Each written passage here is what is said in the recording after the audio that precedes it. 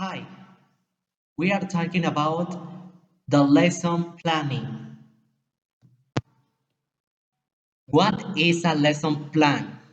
A lesson plan is the structure's road map of what the students need to learn and how it will be done effectively during the class time. Then you can think appropriate learning activities and develop strategies to obtain feedback on student learning.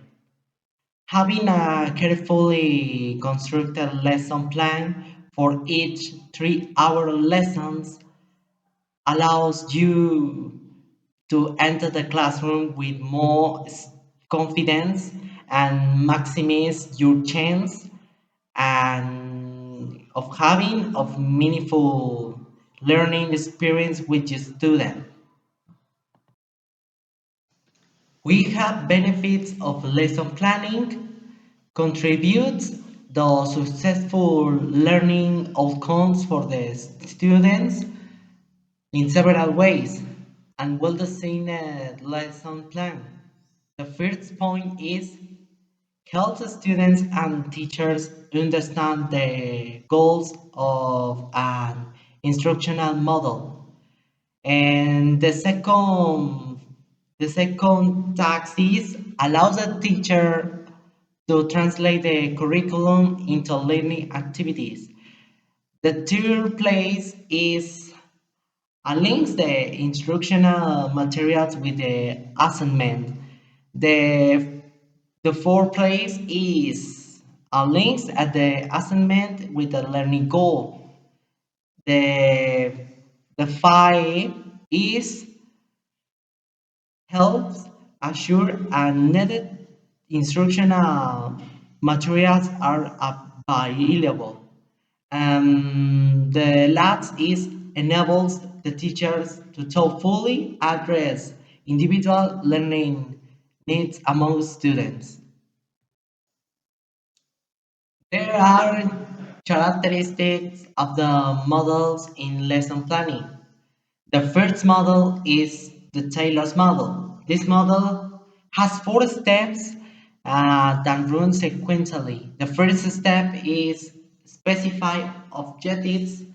The second step is select learning activities. The third step is organize learning activities. And the fourth step is specify methods of evaluation.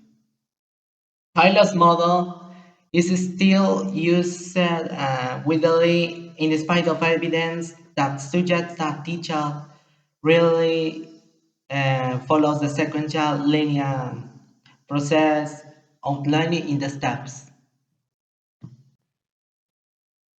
For example, Taylor studied what teachers actually did when they planned the lessons and found that they focus mostly of the interests and needs of their students. More important, he found that teachers were not well prepared in the teacher education programs for lesson planning.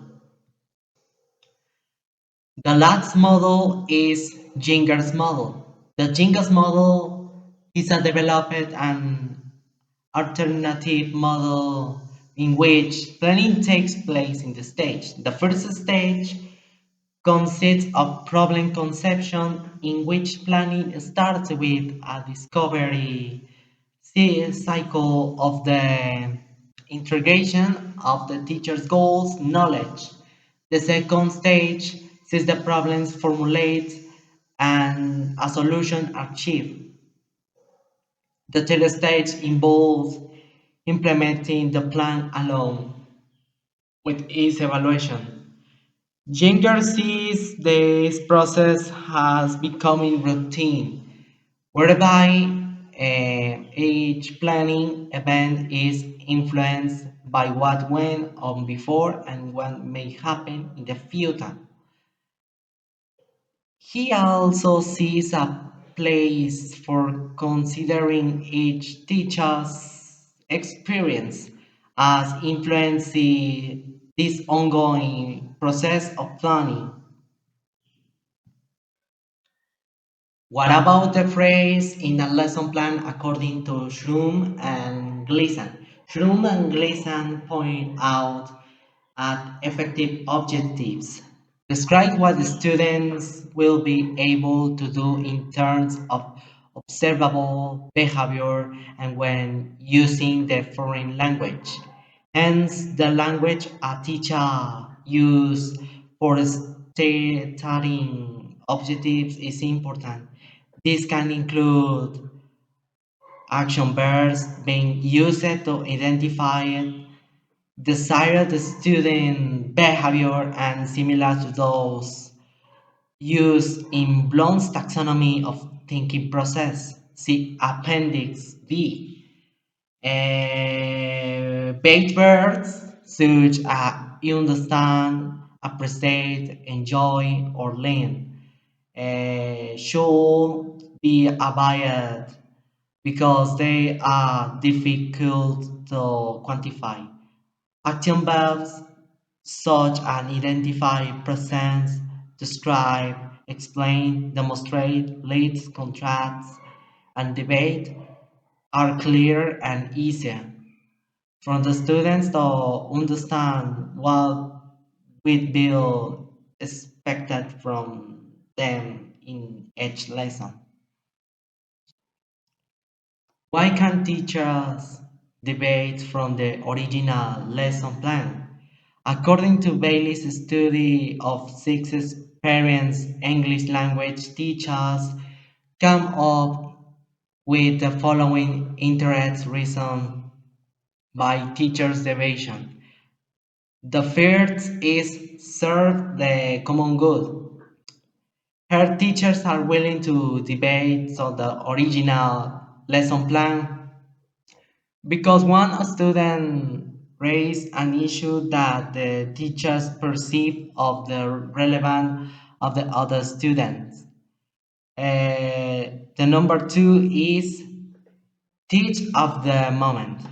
Sometimes teachers may completely abandon the lesson plan to discuss some unplanned event because the teacher thinks it is timely from the class. The number three is filter the lesson. Teachers make a procedural change during the lesson as a means of promoting the progress of the lesson. The number four is accommodate the student learning styles. Teachers may sometimes depart from the lesson plans in order to accommodate the students' learning styles if the original plan has not accounted for them. The five is promote students' involvement. Teachers sometimes eliminate some steps in the lesson plans in order to have more students' involvement, especially if the students are not responding. And the number six is distribute the wealth. This last principle has teachers channel lesson plans to encourage quiet students to participate more and keep the more active students from dominating the class time. In conclusion, these findings show that teachers' decisions making is a dynamic process involving teachers making choice before, during, and after each lesson. In the student's point of view, they shall be more active in the participation because a silent student will never work with his or her life in a professional study like licentiatures, teacher's degree, interpreter, translator, and other professions degree. At that point, Is it mandatory to have a system of communication science such as emission, reception, code, message, and feedback during a certain concrete and non-controversial discussion?